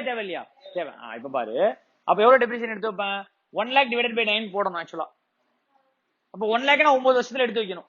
சோ தட் 9ஆவது வருஷம் எண்டுல எனக்கு 1 லட்சம் ரூபாய் இருக்கும். அதை வச்சு நியூ பண்ணிடுவாங்க. ஆனா ஸ்கிராப் வேல்யூ எனக்கு ஒரு 10,000 ரூபாய் வந்துருதுல, அப்படி நான் இயர் எண்ட்ல கரெக்டா எனக்கு ஒருத்தன் எவனோ 10,000 ரூபாய் கொடுத்துருவான். அப்ப நான் எவ்வளவு எடுத்து வச்சா போதும்? 90,000 எடுத்து வச்சா போதும். எவ்வளவு எடுத்து வச்சா போதும்? 90,000 எடுத்து வச்சா போதும். எத்தனை வருஷத்துல? 9 இயர்ஸ்ல. அப்ப வருஷம் எவ்வளவு எடுத்து வைக்கணும்? 10,000 ரூபாய் எடுத்து வச்சா போதும். சி, நல்லா கவனி. இப்பதான் உங்களுக்கு ஒரு இன்னொரு இம்பார்ட்டன்ட் கான்செப்ட் டீச் பண்ண போறேன். ரொம்ப டஃப் டு அண்டர்ஸ்டாண்ட். நல்லா கவனி. ஃபர்ஸ்ட் வருஷம் 10,000 எடுத்துப்பியா? செகண்ட் வருஷம் 10,000 எடுத்துப்பியா? தேர்ட் வருஷம் 10, fourth, fifth, sixth, seventh, eighth, ninth, 9 வருஷம் 10,000 எடுத்து வச்சா the balance will become what? 90,000. At the end of 9th year, the asset விப்ப you will get an amount of 10,000. So that 1 lakh ready to buy a new asset. Sir எனக்கு ஒரு doubt sir. வாங்கும் போது 1 லட்சம் ரூபாய் இருந்துச்சு, 9 வருஷம் கழிச்சு அதுக்கு 1 லட்சம் ரூபாய் தான் அந்த அசட் வேல்யூ இருக்குமா சார்? மாறும்ல. அதுதான் அசட் ரீவேல்யூ பண்ற. அதுதான் அசட் என்ன பண்ற? ரீவேல்யூ பண்ற. Sir after 5th year you judged estimate பண்ணிட்ட 1 லட்சம் கிடைக்காது, 1.5 லட்சம் அப்படின்ட்டு. அப்ப யூ ஹேவ் டு டேக் எத்தனை வருஷம்? எவ்வளவு எடுத்து வைக்கணும்? 1.5 லட்சம் ரூபாய் எடுத்து வச்சாதான் முடியும். ஆல்ரெடி நீ எவ்வளவு தான் எடுத்து வச்சிருக்க? 30,000 ரூபாய் தான் எடுத்து வச்சிருக்க. அப்ப இனிமேல அசட்டை 1,20,000 மாத்து. காஸ்ட அதுல 10,000 மைனஸ் பண்ணிரு. 1,10,000 மீதி 5 வருஷத்துல எடுத்து வை. சோ இப்ப வாங்கும் போது உள்ள value after release the same value will not be தேரா. அதுக்காக நம்ம என்ன பண்றோம்? ரீவேல்யூஷன் பண்றோம். Sir revaluation may be upward revaluation may be downward revaluation. Sir downward revaluation வாங்கும் போது அசட் அவ்வளவு காஸ்டா இருந்துச்சு. ஐபோன் பாரு, வந்த புதுசுல 80,000 ரூபாய் போடுவான். போக 36,000 ரூபாய் ஆயிடும், 30,000 ரூபாய் ஆயிடும். ஏன்னா புது மாடல் ரிலீஸ் பண்ணிடுவான். அப்போ வாங்கும் போது 1 லட்சம் ரூபாய் இருந்தது. ஆஃப்டர் 10 இயர் நான் இன்னொரு ஐபோன் வாங்கணும். அந்த iPhone same model of iPhone will be what? 40,000 rupees. அப்ப நான் டியூரிங் தி இயர் அதை என்ன பண்ணிடுவேன்? டவுன்வர்ட் ரீவேல்யூஷன் பண்ணிடுவேன். என்ன பண்ணிடுவேன்? டவுன். If you are buying a tractor 2001ல, என் வீட்டுல இன்னொரு டிராக்டர் இருக்கு. 1992ல வாங்கின டிராக்டர் இன்னும் இருக்கு. 1992 மஹேந்திரா கம்பெனில வாங்கின டிராக்டர் இருக்கு. மஹேந்திரா கம்பெனில இப்போ 1.5 லட்சம் ரூபாய் கேட்கறோம். நாங்க வாங்கினதே 1.5 லட்சம் ரூபாய் தான். 1992ல நாங்க வாங்கின காஸ்டே 1.5 லட்சம் ரூபாய் தான். இப்போ மஹேந்திரா கம்பெனில இருந்து வந்து கேட்கறான் 1.5 லட்சம் ரூபாய் அந்த டிராக்டர். பிகாஸ் அந்த லோகோ அவனுக்கு தேவையாம். லோகோ இப்படி இருக்கும். இந்த மஹேந்திரா லோகோலாம் நீ பாத்திருக்க மாட்டேன். இங்க மஹேந்திரான்னு எழுதிருக்கும். இப்போ வர லோகோலாம் பாத்தீங்கன்னா டயர் சிம்பிள் வந்துடும் இப்படி. ஓகேவா? இந்த லோகோ தான் ஃபர்ஸ்ட் லோகோ அவனோடது. இதுக்காக எனக்கு அந்த வண்டி 1.5 லட்சம் ரூபாய்க்கு கொடுத்து கம்பெனில இருந்து வந்து கேட்கறான். ஸ்கிராப் வண்டி நவுற கூட மாட்டேங்குது. நவுறுது லைக் யூஸ் ஆகுது. பட் எல்லாம் சிட்டிக்குலாம் எடுத்துட்டு போக முடியாது, டவுனுக்குலாம் எடுத்துட்டு போக முடியாது, பிரேக் பிடிக்காது. வயல்ல ஏதோ ஓட்டிட்டு அந்த உழுவுறதுக்கு மட்டும் தான் வச்சிருக்கோம். அன்னைக்கு 1.5 லட்சம் ரூபாய், இன்னைக்கும் 1.5 லட்சம் ரூபாய். அப்போ இதுக்கெல்லாம் நான் என்ன பண்ணி ஆகணும்? நான் 1.5 லட்சம் ரூபாய் 10 வருஷத்துல டெப்ரிஷியேட் பண்ணி வச்சிருப்பேன். யூஸ்ஃபுல் லைஃப் 15 இயர்ஸ் போட்டேன். 1992ல வாங்கினேன். யூஸ்ஃபுல் லைஃப் 15 இயர்ஸ் போட்டேன். அப்ப வருஷம் 10,000 ரூபாய் எடுத்துச்சுன்னா 2000ல வேல்யூ போட்டீங்கன்னா ஸ்டில் 1 lakh வேல்யூ போகுது. 2000ல போட்டா ஸ்டில் 1 lakh. அப்ப நான் என்ன பண்ணுவேன்? Upward revaluation. 2010ல ஸ்டில் 1 lakh போகுது, திருப்பி அப்வர்ட் ரிவேல்யூஷன். 2020ல ஸ்டில் 1 lakh போகுது, திருப்பி அப்வர்ட் ரிவேல்யூஷன். ஏன் சார் அப்வர்ட் ரிவேல்யூஷன்? இது மாதிரி ஒரு அசெட் இன்னொன்னு வாங்கினா அதே 1.5 லட்சம் ரூபாய் உனக்கு செலவாகும்ல. அதுக்காக தான் திருப்பி நான் என்ன பண்ணிட்டே வரேன்? ரீவேல்யூ பண்ணிட்டு இருக்கேன். எங்க வீட்டுல இன்னொரு டிராக்டர் இருக்கு. ஈச்சர்னு ஒரு கம்பெனி இருக்கு. கேள்விப்பட்டிருக்கியா? ஏக்கர் மோட்டார்ஸ்னு ஒரு கம்பெனி. இந்த மோட்டார்ஸ் கம்பெனி தெரியுமா? பிசிகேல படிச்சிருக்கியா? பிசிகே தானே அந்த ஃபவுண்டேஷன்ல உள்ள பிசிகேல வரும். Eicher Motors company sole authority for Royal Enfield. Royal Enfield இந்த கம்பெனின்ற ஒரு கம்பெனியே கிடையாது இந்தியால, தெரிஞ்சுக்கோ. ராயல் என்ஃபீல்டு மேனுஃபேக்சர் பண்றது ஈக்கர் தான். ஆனா ஈக்கர்னு போடாம ராயல் என்ஃபீல்டுன்னு போடுறான். சரியா? ராயல் என்ஃபீல்டு மொத்த மேனுஃபேக்சரிங் யார் தான் பாத்துக்கிறா? மொத்த சேல் இன்கமும் யாருக்கு தான் போகுது? ஈக்கர் மோட்டார்ஸ் தான் போகுது. அதுல 242ன்னு ஒரு டிராக்டர் நாங்க வச்சிருக்கோம். வாங்கினது 1,75,000 ரூபாய். இன்னைக்கு 2.5 லட்சம் ரூபாய்க்கு கேட்கறோம். நாங்க வாங்கி 10 இயர்ஸ் ஆகுது. அப்போ அதோட வேல்யூ என்ன ஆயிட்டு இருக்கு? ஆர்எக்ஸ் எக்ஸாம்பிள் எடுத்துக்கோ. 1986ல மார்க்கெட் பிரைஸ் 14,000. இன்னைக்கு ஸ்கிராப் பண்ணி கூட 14,000 கிடைக்காது. Minimum price 50, minimum price 40. 1 lakh போற வண்டிலாம் இருக்கு. ஆர்எக்ஸ் இருக்கா இல்லையா? அப்பெல்லாம் என்ன வேல்யூ பண்ணணும் நம்ம? Upward revaluation. So asset value first daily last daily same condition இருக்காது, மாறும். பட் டெப்ரிசியேஷன் கான்செப்ட் மாறாது. எனக்கு என்ன? After end of the useful லைஃப்ல எனக்கு அந்த காசு வேணும். வேல்யூ ஏறிச்சா அப்வர்ட் ரிவேல்யூஷன் பண்ணு. வேல்யூ இறங்கிடுமா டவுன்வர்ட் ரிவேல்யூஷன் பண்ணு. If you are buying an iPhone 1 lakh, after 10 இயர்ஸ்ல உனக்கு 40,000 ரூபாய் போதும். எவ்வளவு போதும்? 1 2 3 4 4th இயர்ல 10,000 ரூபாய் எடுத்து வச்சுட்ட. 4th இயர்ல நீ என்ன பண்ணிட்ட? 10,000 ரூபாய் எடுத்து வச்சுட்ட. அப்ப ஆல்ரெடி எவ்வளவு இருக்கு? இப்ப இதெல்லாம் எடுத்து வைக்கணுமா? தப்பு. அப்ப இந்த வருஷம் மட்டும் எடுத்து வச்சு இந்த வருஷம் எடுத்து வைக்கலாம் தப்பா போயிடுல. அப்ப இந்த வருஷம் எடுத்து வச்சதெல்லாம் இப்ப உனக்கு எவ்வளவு தான் தேவை? 40,000 தான் தேவை. எத்தனை வருஷத்துல? 10 வருஷத்துல. கரெக்டா? அப்ப இந்த 40,000 என்ன பண்ணுவ? 60,000 லாஸா போட்டுருவ. லாஸா போட்டு இந்த இன்கம் என்ன பண்ணிடுவ? Set of பண்ணிடுவ. ஏன் சார் உனக்கு இந்த கான்செப்ட்லாம் பின்னாடி புரியும். 4 வருஷத்துக்கு மட்டும் டெப்ரிசியேஷன் போட்டு மீதி 6 வருஷத்துக்கு அமௌண்டே போடலன்னா தப்பா போயிடாதா? அப்போ உனக்கு மட்டும் எவ்வளவு வேணும்? 40,000 ரூபாய் தானே வேணும். 40,000 நீ எத்தனை வருஷத்துக்கு போடணும்? 10 வருஷத்துக்கு போடணும். இங்க 40,000 ஃபர்ஸ்ட் 4 வருஷத்துக்கு போட்டு மிச்ச வருஷத்துக்கு போடலன்னா தப்பா போயிடும்ல. அப்ப ரிவாலுவேஷன் பண்ணும்போதும் நம்ம என்ன பண்ணும்போதும் ரிவாலுவேஷன் பண்ணும்போதும் அதுக்கான ப்ராஃபிட் ஆர் லாஸ் நம்ம என்ன பண்ணிடுவோம்? அட்ஜஸ்ட் பண்ணிடுவோம். சரி, அதெல்லாம் நம்மளுக்கு கான்செப்ட்ல கிடையாது, அதெல்லாம் பின்னாடி பார்க்கலாம், பிரச்சனை இல்லை. பட் நான் சொல்ல வர பாயிண்ட், என்னோட விஷயம் நான் என்ன சொல்ல வரேன்னு புரியுதா? வாங்கின அன்னைக்கு 1 lakh சொன்னீங்க, 10 வருஷம் கழிச்சு 1 lakh இருக்குமா? இருக்காது, இருக்கலாம், குறையும், ஏறும். அதுக்கு தான் நம்ம யூசிங் என்ன technique? upward or downward revaluation. Stay இப்ப நான் upward பண்ணிடுவ, திருப்பி சேம் நீ பணம் எடுத்து வச்சிருவ, முடிஞ்சு போச்சு. சரி, எக்ஸாம்பிள் ஒரு எக்ஸாம்பிள் சொல்லிடுறேன். 1 லட்சம் ரூபான்னு சொல்லி நீ என்ன பண்ணிட்ட? 10,000 ரூபாய் எடுத்துக்கலான்ட்டு. ஃபர்ஸ்ட் வருஷம் 10,000 ரூபாய் எடுத்துட்டு, செகண்ட் இதே மாதிரி 10 10, தேர்ட் 10, ஃபோர்த் 10. இப்போ 1,20,000 மாறிடும். எவ்வளவு மாறிடுது? 1,20,000 மாறும் போது அப்போ you want how much money at the end of 9th year? 120. எவ்வளவு வேணும்? 120 minus 10 divided by, நல்லா கவனி, 120 minus 10. அது என்னது? மைனஸ் 10ங்கிறது என்ன? நல்லா வாய திறந்து சொல்லி, அடுத்த 9ஆம் வருஷத்துல அசெட் வேல்யூ 1 lakh கிடைக்காது. Asset value will be 1,20,000. அப்போ உனக்கு எவ்வளவு வேணும் அடுத்த 9th இயர்ல? 1,20,000 வேணும். அதுல 10,000 ரூபாய் பழைய அசெட் வித்தா கிடைச்சிரும். அப்போ 10,000 ரூபாய் முடிஞ்சிச்சு. ஆல்ரெடி எவ்வளவு எடுத்து வச்சிட்ட? 40,000 ரூபாய். அப்போ present value of the asset will be 120 minus 10 minus 40, 70. இந்த 70 இந்த 5 வருஷத்துல எடுத்து வச்சிரு. அப்ப 70 by 5 போட்டினா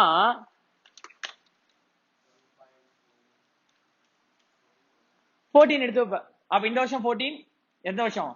4th இயர் முடிஞ்சு, 5th year 14, 6th year 14, 7th year 14, 8th year 14, 9th year 14. கரெக்டா? அப்ப 4 10 40, 4 5 10 50, 5 4 20, 70, 70 plus 40 110. அந்த வித்தா ஒரு 10 வரும். அசெட் வாங்க, புது அசெட் வாங்கிக்கலாமா வாங்க முடியாதா? வாங்கலாமா வாங்க முடியாதா? சோ இந்த அசெட் வேல்யூ ஏறினாலோ இறங்கினாலோ அதை நம்ம எதை வச்சு அந்த அட்ஜஸ்ட் பண்ணிக்கிறோம்? அந்த டெப்ரிசியேஷன் ரிவாலுவேஷன் கான்செப்ட் வச்சு நம்ம டெப்ரிசியேஷன் அட்ஜஸ்ட் பண்ணிக்கலாம். பட் எனக்கு என்ன வேணும்? அட் எண்ட் ஆஃப் தி லைஃப்ல அந்த அசெட்டை வாங்குறதுக்கு எவ்வளவு செலவாகுமோ, இந்த அசெட்டை தூக்கிட்டு வேற ஒரு அசெட் அங்க வைக்கிறதுக்கு எவ்வளவு செலவாகுமோ அவ்வளவு பணம் எனக்கு வேணும். அதுக்கு தகுந்த மாதிரி நான் என்ன பண்ணிட்டே வருவேன்? டெப்ரிசியேஷன். இப்போ அதிகமா வேணா எக்ஸ்ட்ரா டெப்ரிசியேஷன் வைக்க ஆரம்பிச்சிடும், கம்மியா வேணா கம்மியா டெப்ரிசியேஷன் வைக்க ஆரம்பிச்சிடும். முடிஞ்சு போச்சு. கரெக்டா ராஜா? இப்ப கவனி, நீ எடுத்து வச்ச அதே பணத்தை பேங்க்ல போடுவியா? அதே பணத்தை ஃபர்ஸ்ட் 10,000 போடுவேன். ஃபர்ஸ்ட் இயர் 10,000 போட்ட போடுவியா? போடுவேன். பேங்க் சும்மா உனக்கு ஏதாவது ரிட்டர்ன் கொடுப்பான்ல, வட்டி கொடுப்பான்ல, 10% வட்டி. செகண்ட் இயர் ஒரு 10,000 போடுறியா? பிளஸ் 10% வட்டி.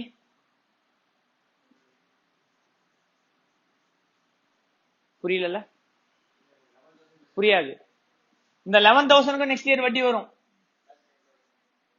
11,000 பிளஸ் 10,000 எவ்வளோ? 21,000 வட்டி வந்துடும். 21,000 10% 21,000. 21,000 10% இன்க்ரீஸ் ஆனா 20,000 பிளஸ் 10% எவ்வளோ? 28. 11,000 பிளஸ் 10,000 எவ்வளோ? 21,000. இல்ல 10% 2,100. இது என்ன ஆட் பண்ணா 21,000? இல்ல 10% எவ்வளோ? 2,200. கரெக்டா? தேர்ட் இயர் 2,200 பிளஸ் 10,000 ஆட் பண்ணுவேன். 3,200 பிளஸ் 10%, 35,200 வரும். அது மாதிரி இன்க்ரீஸ் ஆயிட்டு போயிட்டு இருக்கும். அப்போ உனக்கு தேவையான 90,000 எக்ஸ்ட்ரா அமௌண்ட் வந்திருக்கும். ஏன்னா அந்த வட்டி இன்க்ரீஸ் ஆயிடுதுல. நீ 10 10 10 10 எடுத்து வைப்ப, 10 10 10 நாளைக்கு 90. அந்த வட்டி சேர்த்துனா 1 லட்சம் ஆயிடும். ஆனா உனக்கு எவ்வளவுதான் தேவை? 10 10 10 90 தான்.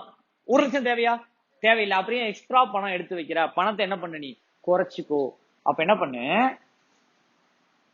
ஃபர்ஸ்ட் வருஷம் 10,000 ரூபாய் எடுத்து வை, பிளஸ் 10% வட்டியாகி அது என்ன ஆயிடும்? 11,000. 11,000 பிளஸ் 9,000 எடுத்து வை செகண்ட் இயர், 20,000 ஆகி அது என்ன ஆயிடும் 22,000 ஆயிடும். எப்படி 11 plus 9 20,000 டோட்டல் எவ்வளோ 20 plus 10% வட்டி போட்டா 22,000. Third year opening value will be what 22,000 plus வெறும் 8,000 எடுத்து வை போதும். ஏன்னா அந்த 2,000 ரூபாய் எது காம்பன்சேட் பண்ணிருச்சு வட்டி காம்பன்சேட் பண்ணிருச்சு. அப்ப 22,000 plus 8,000 30,000 கரெக்டா. சாரி 22,000 சேர்ந்து 30,000 பிளஸ் அதுல 10% போட்டா 30. அப்ப தேர்ட் இயர் வெறும் 33 பிளஸ் 7. அப்ப 10,000 9,000 8,000 7,000. This is called WDV method of depreciation. 10 10 10 10 10 எடுத்து வச்சா அது என்ன method straight line method of depreciation. கரெக்டா. இது WDV டைரக்டா சொல்ல முடியாது பட் கால்குலேஷன் டிஃபர் ஆகும். But this type of depreciation will be used when we invest fund in bank or any other security. நம்ம இன்வெஸ்ட் பண்ணா நம்ம மிச்ச பணத்தை மட்டும் தான் நம்ம என்ன பண்ணுவோம் எடுத்து வைப்போம். 10,000 ரூபாய் போடுறோம் 8% வருதுன்னு வச்சுக்கோ 10,800 ரூபாய் வந்துருக்குமா. நெக்ஸ்ட் இயர் வெறும் 9,200 எடுத்து வச்சா போதும். You need not to allocate of 10,000. எவ்வளவு எடுத்து வச்சா போதும் 9,200 is enough. ஏன்னா 800 எது கொடுத்துருச்சு உனக்கு அந்த இன்வெஸ்ட்மெண்ட் ரிட்டர்ன் கொடுத்துச்சு. அப்ப வெறும் நம்ம 9,200 எடுத்து வச்சா போதும். கரெக்டா ராஜா. இது கால்குலேஷன். ஓகேவா. இது மாதிரி இன்வெஸ்ட் நம்ம இப்ப பண்றோமான்னு கேட்டா என்ன பண்றது இல்ல பண்றது இல்லை. ஏன்னா வெளில போனா உனக்கு 8% தான் கிடைக்கும். நம்ம பணத்துல பிசினஸ் நம்ம பிசினஸ்லயே நம்ம பணத்தை போட்டுடலாமே. நம்ம பிசினஸ் ஜிபி ரேஷியோ 25% இருக்கு. அந்த பணத்தை நான் அவன்கிட்ட கொடுக்கறது போல என் பிசினஸ்லயே ரொட்டேஷன்ல விட்டனா I will earn income of 25% GP 15% NP. வருஷத்துக்கு இவ்வளவு சம்பாதிப்பேன். நான் ஏன் அவன்கிட்ட கொண்டு கொடுக்கணும். அதனால நான் என்ன பண்ணிடுறேன் என் கேபிட்டலா நான் என்ன பண்ணிடுறத ஆட் பண்ணிடுறேன். தனியா எடுத்து வைக்கிற பழக்கமே கிடையாது. பணக்கார திருப்பதி போறதுக்கு பணம் எடுத்து வைப்பானா. ஏன் அவன்கிட்ட நிறைய காசு இருக்கு. திருப்பதி போகணுமா வா போலாம் 10,000 ரூபாய் பேங்க் அக்கௌண்ட்ல இருந்து உருவிட்டு போயிடலாம். காசு இல்லாதவன் தான் என்ன பண்ணுவான். அப்போ யார் இந்த மெத்தட் ரொம்ப யூஸ்ஃபுல்லா இருக்கும்னா அன்னைக்கு அன்றாடங்காட்சியா இருக்காங்க தெரியுமா. அவனுக்கு ஒரு அசட் வச்சு நம்பி இருக்கான்னா அடுத்த 10 வருஷத்துல அந்த அசட் என்ன ஆயிடும் வீணாயிடும். அப்போ அவன் எங்கேயும் போய் நிக்க முடியாது. லோன் போடலாம் டிஃபரெண்ட் இஷ்யூ. லோன் போடுறது அப்படி பண்ணிக்கலான்றது that is not a business. நம்ம முன்கூட்டியே நம்ம என்ன பண்ணணும் நம்ம தேவையை பூர்த்தி பண்ணிக்கணும். பிசினஸ் நடத்தும் போதே ஃபியூச்சர் ஆஃப் தி பிசினஸ் நம்ம என்ன பண்ணணும் யோசிக்கணும். சப்போஸ் பேங்க் லோன் கொடுக்க மாட்டான்டானா கோயிங் கன்சர்ன் கட் ஆயிடும். பேங்க் லோன் கொடுக்குறான் அன்னைக்கு. அப்ப இந்த பணத்தை வச்சு வேற எதுல இன்வெஸ்ட் பண்ணிட்டு அன்னைக்கு பேங்க் லோன் வாங்கி அசட் வாங்கி அது டிஃபரெண்ட் இஷ்யூ. பட் அன்னைக்கு பேங்க் லோன் கொடுக்கலன்னா உன்னோட கோயிங் கன்சர்ன் என்ன ஆயிடும் கட் ஆயிடும். அதுக்காக நம்மளே என்ன பண்ணி எடுத்து வச்சிடணும். அப்ப second reason for charging depreciation is to replace the asset. எதுக்கு ராஜா ரீப்ளேஸ் த அசட். கரெக்டா ராஜா. Third reason fourth reason of பக்வாஸ். பக்வாஸ் சும்மா டம்மி ரீசன் தான். ஷெட்யூல் 3 போட சொல்லியிருக்கான். ஷெட்யூல் 3 கம்பெனி ஆக்ட்ல டெப்ரிசியேஷன் போடுன்னு சொல்றான். இன்கம் டாக்ஸ் ஆக்ட்ல டெப்ரிசியேஷன் சார்ஜ் பண்ணுங்கிறான். ஓகே அதனால டெப்ரிசியேஷன் சார்ஜ் பண்றோம். அதுக்கெல்லாம் பேக்ரவுண்ட் ரீசனே கிடையாது. ஏன் சார்ஜ் பண்ணுன்னு சொன்னா அவன் அகைன் இந்த ரீசனா தான் இருக்கும். இதுதான் கரெக்ட் ப்ராஃபிட்டை காட்டும். கரெக்ட் ப்ராஃபிட்டை காமிச்சாதான் கரெக்ட் டாக்ஸ் வாங்க முடியும். கரெக்டா இல்லையா. அப்ப அவன் எதுக்கு சொன்னா இந்த ரீசனாலதான் சொன்னான். அப்ப நம்ம என்னத்துக்கு நம்ம அவனு சொல்றான் நம்மளுக்கு இந்த ரீசன் தெரியும். அப்ப main 2 reason is what to correct to show the correct profit or loss. To replace the asset, we are charging depreciation. Depreciation can be invested outside, invested in the own business. நம்ம போடுற depreciation எல்லாமே invested in the own business தான். இவனை கடை வச்சு கொடுத்தது நான் தான். ஆனா அது அவனுக்கே தெரியாதுன்ற மாதிரி. உனக்கு தெரியாது நீ depreciation மைனஸ் பண்ணி P&L டெபிட் பண்ணிட்டே இருக்க. கரெக்டா. அந்த பணம் எங்க அக்குமுலேட் ஆயிட்டு இருக்கு ஒரு பக்கம். எங்க இப்போ எலக்ட்ரிசிட்டி பில்லுனே உன்னை டெபிட் பண்ற. எலக்ட்ரிசிட்டி பில்லுக்கு கேஷ் அவுட்ஃப்ளோ இருக்கா கேஷ் அவுட்ஃப்ளோ இருக்கா. அது பக்கத்துல டெப்ரிசியேஷன் ஒண்ணு பண்றியா அதுக்கு அவுட்ஃப்ளோ இல்லையே இருக்கா இல்ல. பிசினஸ்க்குள்ள என்ன ஆயிட்டு இருக்கு ரொட்டேட் ஆயிட்டு இருக்கு. ரெண்டாவது திருப்பி பணம் எடுத்து வைக்கணும். இன்னைக்கு ஒரு பிசினஸ் பணம் அசட்டை போட்டு வாங்கிட்ட திருப்பி நீ ஒரு பணம் எடுத்து வச்சுனாதான் அடுத்தது என்ன பண்ண முடியும் நம்ம இன்னொரு அசட்டை ரீப்ளேஸ். அப்ப to replace the asset is another reason for charging depreciation. நிறைய பேர் சொல்லுவாங்க to write off the asset நம்ம சார்ஜ் பண்றோம். பீரியட்ல நம்ம ரைட் ஆஃப் பண்றதுக்கு நம்ம என்ன பண்றோம் பீரியட்ல ரைட் ஆஃப் பண்றதுக்கு நம்ம என்ன பண்றோம் சார்ஜ் பண்றோம். That reason purely wrong. ஃபுல்லா தப்பு. 1% கூட கரெக்ட் கிடையாது. 1% கூட கரெக்ட் கிடையாது. பிகாஸ் அசியூம் 10,000 ரூபாய்க்கு ஒரு அசட் வாங்கியிருக்க. 10,000 ரூபாய்க்கு first year depreciation 1000, second year depreciation 1000, third year depreciation 1000. 3 வருஷம் சார்ஜ் பண்ணிட்டேன். அப்ப 3 வருஷமும் 1000 அசெட்ல மைனஸ் பண்ணிருப்பியா. Asset value will become 7,000 at the end of எந்த year third year. Asset value will be what 7,000. First year depreciation 1000, second year depreciation 1000, third year depreciation 1000, 7,000. you are revaluing the asset into 10,000. You are revaluing the asset upward into எவ்வளோ 10,000. கரெக்டா? கரெக்டா? Remaining useful life was 7 years. Assume remaining useful life of 10 years வச்சுக்கோ. மொத்தம் 13 years, அதுல 3 years முடிஞ்சிச்சு, மீதி எத்தனை வருஷம் இருக்கு? 10 years இருக்கு.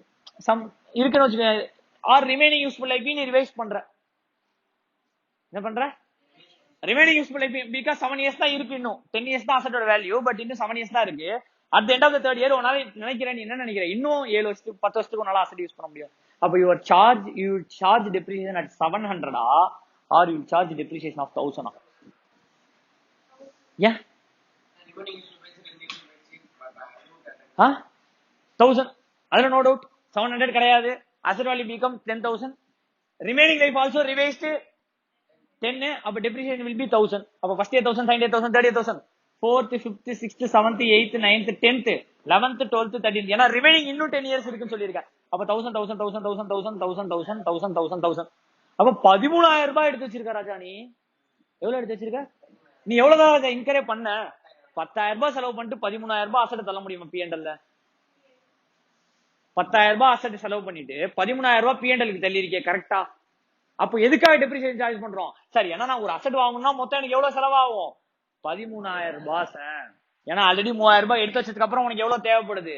10,000 ரூபாய் தேவைப்படுது. So 10,000 plus 3,000 13,000. சோ எதுக்கு நான் டெப்ரிசியேஷன் போடுறேன்னா, not to write off the expenditure but to replace the asset. இப்ப இட் இஸ் ரைட் ஆஃப், நான் மொத்தமா எவ்வளவுதான் என்னால அனுப்ப முடியும்? 10,000 தான். ஏன்னா நான் செலவு பண்ணது எவ்வளவுதான்? 10,000 தான். அப்ப 3,000 ரூபாய் என்ன பண்ண முடியாது? எடுத்து வைக்க முடியாது. கரெக்டா இல்லையா? அப்ப நான் 3,000 ரூபாய் எக்ஸ்ட்ரா எடுத்து வைக்கிறதுக்கு காரணம் இன்னொரு விஷயம் சொல்றேன். நல்லா கவனி, இதெல்லாம் வந்து உனக்கு புதுசா இருக்கும். உன்னோட asset after 50 years, after 1000 1000 1000 3000 depreciation, அப்புறம் அப்போர்ட் டிவேல்யூஷன் ஆயிடுச்சு. 7ல இருந்து பிளஸ் 3 ஆகி எதுனா வேணுச்சு 10, திருப்பி again depreciation 1000, again depreciation 1000 will be what? 8,000. 8,000 கரெக்டா? இதுல எதுவும் டவுட் இல்லையே. After 50 years the asset value will be what? 8,000. ஏன்னா ஃபர்ஸ்ட் 10 இருந்துச்சு, 111 மைனஸ் பண்ணா 7, again upward revolution 10, 7 plus 3 10, again 2 years depreciation, 4th year 1000 depreciation, 5th year 1000 depreciation, the asset value will become what? 8,000. இதுல எந்த டவுட்டும் இல்லல்ல. இந்த 8,000 represent what? இந்த 8,000 represent what? 8,000 represent what? Asset value. Asset வேற வேற வேற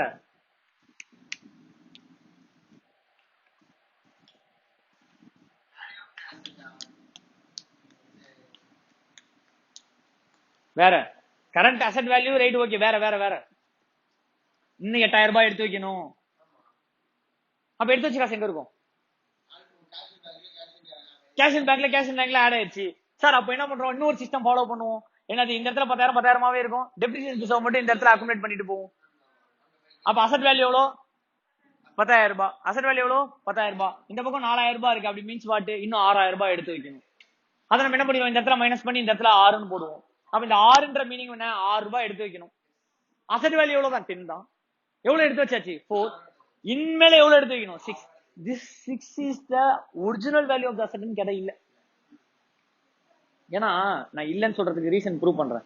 நேரா உங்க வீட்டுல ஒரு இன்சூரன்ஸ் பேப்பர் இருந்துச்சுன்னா, காருக்கோ பைக்குக்கோ இன்சூரன்ஸ் இருந்துச்சுன்னா, அந்த இன்சூரன்ஸ் எடுத்து போய் பாரு. அதுல உன் அசெட்டுக்கு ஃபர்ஸ்ட்ல இருந்து இன்சூரன்ஸ் டிஸ்கண்டினியூ பண்ணாம போட்டிருந்தீங்கன்னா, உன்னோட அசெட்டுக்கு டெப்ரிசியேஷன் போட்டு ரிமைனிங் ஒரு வேல்யூ கொடுத்துருப்பான். அந்த வேல்யூ எவ்வளவு தெரியுமா காட்டும்? நீ 1 லட்ச ரூபாய்க்கு பைக் வாங்கினா 85,000 ரூபாய் காட்டும். ஆனா அந்த அசெட் வித்தா நீங்க 65,000 ரூபாய் கூட போகாது. அப்ப டெப்ரிசியேட்டட் வேல்யூ இஸ் நாட் த, இதுதான் ஒரிஜினல் வேல்யூ. வந்தா அப்புறம் ஏன் ப்ராஃபிட் ஆர் லாஸ் வருது? இந்த 6,000 ரூபாய் தான் மார்க்கெட் வேல்யூவா இருந்தா, இந்த 6,000 ரூபாய் தான் இதோட அந்த அசட்டோட வேல்யூவா இருந்தா, அப்புறம் ஏன்பா விற்கும் போது ப்ராஃபிட் ஆர் லாஸ் வருது? அப்ப விற்கும் போது என்னவே வரக்கூடாது. ஏன்னா இதோட வேல்யூ 6,000 தான். அப்ப வித்தா 6,000 கிடைச்சிரும்ல. அப்ப கூடவும் கிடைக்க கூடாது, கம்மியாவும் கிடைக்க கூடாதுல. அப்ப this is not the fair value of the asset or not the market value of the asset. This is not the current value of the asset. This is the book value. Book value means what? Book value means what? எடுத்து வைக்க வேண்டிய amount எவ்வளோ? 8,000 ரூபாய். அப்ப புக்ல ஒரு asset 10,000 ரூபாய் காமிச்சதுன்னா, land and building 10 கோடி ரூபாய் இல்ல, சாரி, ஒரு பிளான்ட் அண்ட் மிஷினரி 10 லட்சம் ரூபாய் காட்டுது அப்படின்னா, உன் கண்ணுக்கு அது என்னவா தெரியும்? Land and building sorry plant and மிஷினரியோட வேல்யூ 10 லட்ச ரூபாய்க்கு பிளான்ட் அண்ட் மிஷினரி வச்சிருக்காங்க. தட் இஸ் நாட் 10 லட்ச ரூபாய்க்கு பிளான்ட் அண்ட் மிஷினரி வச்சிருக்காங்கன்னு கிடையாது. பிளான்ட் அண்ட் மிஷினரிக்கு இன்னும் எடுத்து வைக்க வேண்டிய காசு எவ்வளவு இருக்கு? 10 லட்சம் ரூபாய். To what? Replace. To what? Replace. கரெக்டா ராஜா? புரியுதா? அப்போ இந்த book value what? Book value is not the fair value, book value is not the current value, book value is not the market value of that this is that the book value. Just book value. அப்ப நான் இன்னும் எடுத்து வைக்க வேண்டிய amount. புரியுதா ராஜா? அப்போ சில சம்ல நம்ம என்ன பண்ணுவோம், சில இடத்துல நம்ம என்ன பண்ணுவோம், சம்னு சொல்ல சில மெத்தட்ல என்ன பண்ணுவோம், 10 10ஆவே இருக்கும். ரீவேல்யூ பண்ணா 10 12ஆ மாறிடும். 10 என்னவா மாறிடும்? ஏன்னா அந்த அசட்டோட வேல்யூ எவ்வளோ? 12 lakh. This is called historical cost method. நேற்று படிச்சோம் தெரியுமா ஹிஸ்டாரிக்கல் கான்செப்ட்? படிச்சோம்ல ஒன்று ஹிஸ்டாரிக்கல் கான்செப்ட் ஒன்று படிச்சோம் தெரியுமா? 12 12ஆவே இருக்கும். ஆஃப்டர் 5 years நம்ம 5000 டெப்ரிசியேஷன் எடுத்து வச்சிருக்கோம்ல, அது இந்த பக்கம் depreciation reserve 5000. 12 minus 5 is what? 7. அப்ப 7 is 8 எடுத்து வைக்க வேண்டிய அமௌண்ட். அது இந்த பக்கமே காட்ட மாட்டேன், இந்த பக்கம் 5 இருக்கும். ஆர் நம்ம என்ன பண்ணலாம், வருஷம் வருஷம் அங்கேயே டெப்ரிசியேட் பண்ணா 5 மைனஸ் ஆகி இந்த இடத்துல என்ன இருக்கும்? 7 இருக்கும். அப்ப ஆல்ரெடி எவ்வளவு எடுத்து வச்சாச்சு? 5. இன்னும் எவ்வளவு எடுத்து வைக்கணும்? 7 எடுத்து வைக்கணும். எடுத்து வைக்கணும்னா என்ன, அமிச்சாச்சு P&L ப்ராஃபிட் ஆர் லாஸ் அமிச்சாச்சு. அந்த பணத்தை நீ ஆக்சுவலா என்ன பண்ணி வச்சிருக்கணும்? எடுத்து வச்சிருக்கணும். நீ எடுத்து வச்சியா? தெரியாது. கரெக்டா? அது எடுத்து வச்சியான்றது தெரியாது. சரி ரைட். அது invested in business, invested in own business. அப்ப நம்ம என்ன பண்ணிக்கலாம், எப்ப வேணா நம்ம பிசினஸ்ல இருந்து அந்த பணத்தை வித்ட்ரா பண்ணிக்கலாம். கேபிட்டல்ல இருந்து குறைச்சி நம்ம என்ன வாங்கிக்கலாம்? அசெட் வாங்கிக்கலாம். இப்ப நான் 10 லட்ச ரூபாய் கேபிட்டல் இருக்கிற பிசினஸ்க்கு 2 லட்ச ரூபாய் அசெட் வாங்க முடியாது. 10 லட்ச ரூபாய் கேபிட்டல் இருக்கிற பிசினஸ் 2 லட்ச ரூபாய் அசெட் வாங்கிட முடியாதா? முடியவே முடியாதா? முடியும். ஏதாவது ஒரு பக்கம் வாங்கிடுவோம். கரெக்டா? சரி. ரெண்டாவது மெத்தட் பார்த்தோமா, ரீப்ளேஸ் அசெட் பார்த்தோமா. அதுக்கப்புறம் இப்ப என்ன பார்த்தோம்? ரீவேல்யூவேஷன் பார்த்தோம். இதுக்கு இப்ப நான் சொன்ன ப்ரூவ்மெண்ட் என்ன? depreciation is not writing off the expense to the P&L, is not written off the expense to the P&L. Write off பண்றதோ கிடையாது, கன்ஃபார்ம் கிடையாது. ப்ரூவ்மெண்ட். ஏன்னா ரீவேல்யூ பண்ணா ரீவேல்யூட் அமௌண்ட் தான் நம்ம என்ன போடுவோம்?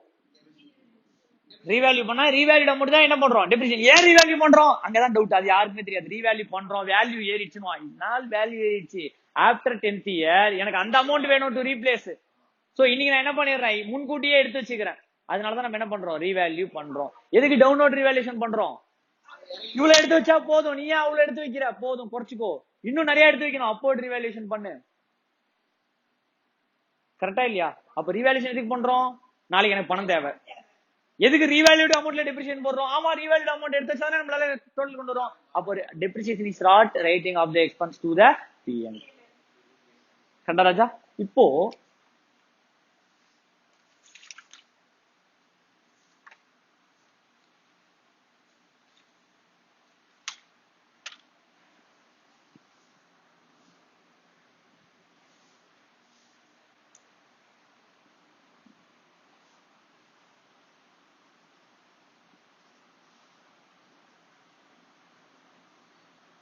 Method of calculating depreciation. இதான் உங்களுக்கு சிலபஸ்ல படிச்சிருப்பேன் எனக்கு தெரிஞ்சு. இதுதான் டைரக்டா டெப்ரிசியேஷனா இதான் நடத்திருப்பாங்க. கரெக்டா? What? SLM, straight line method or original cost method. படிச்சிருப்பியா? இதான் படிச்சிருப்பேன். Straight line method or original cost method.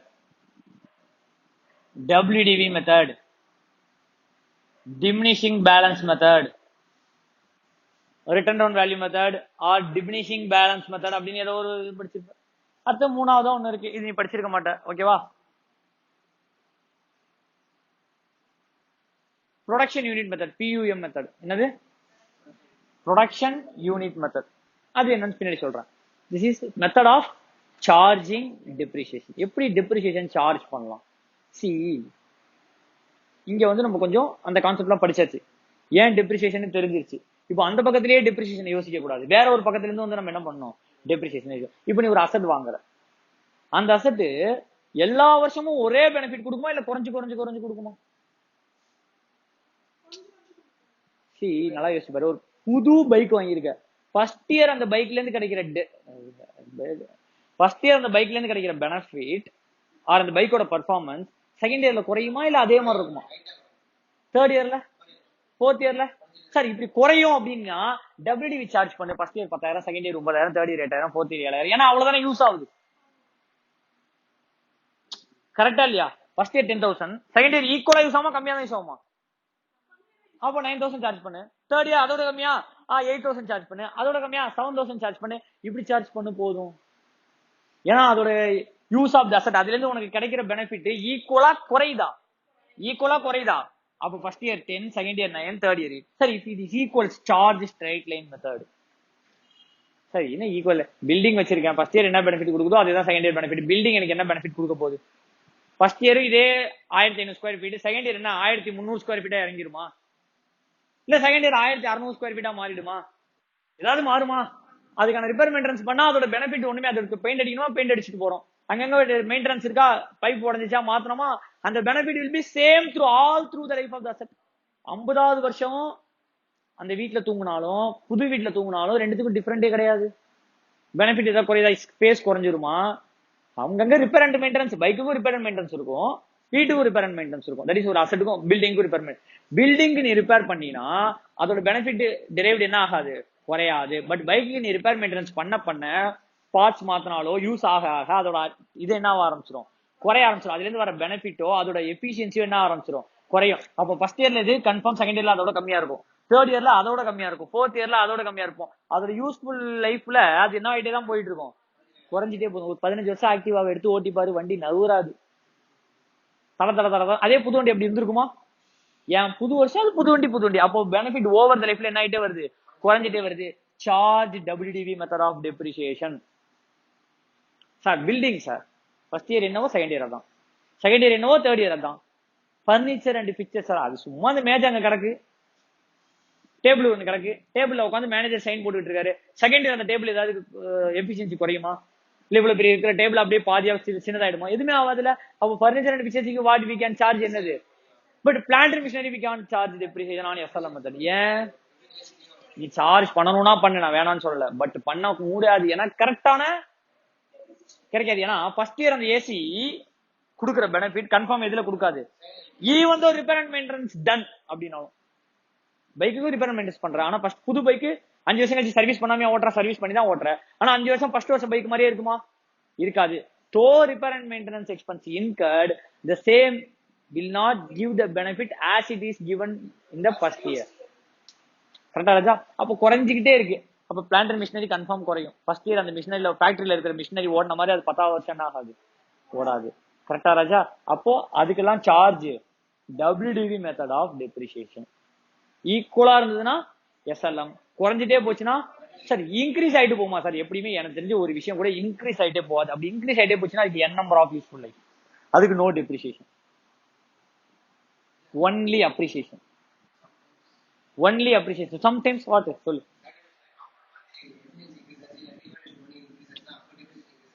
அது வந்து முட்டாள்தனமான விஷயம் கேட்கிற கேள்வி. அவன் என்ன சொல்றான், ஒரு காம்பவுண்ட மாத்திரம், காம்பவுண்ட்னால எஃபிஷியன்சி இன்க்ரீஸ் ஆகி அதிகமா ஒர்க் ஆரம்பிச்சிச்சான். காம்பவுண்ட மாத்தினது சும்மாவா மாத்தி கொடுத்தாங்க? உங்க ஆயாவா கடை வச்சிருக்காங்க? அப்ப அந்த காம்பவுண்ட் மாத்திரத்துக்கு செலவு பண்ணிருப்பல, அந்த செலவு ஆனதுனாலதானே அது எக்ஸ்ட்ரா காஸ்ட் இன்கிறதானா? அப்ப அசெட் வேல்யூ என்ன ஆயிடுச்சு?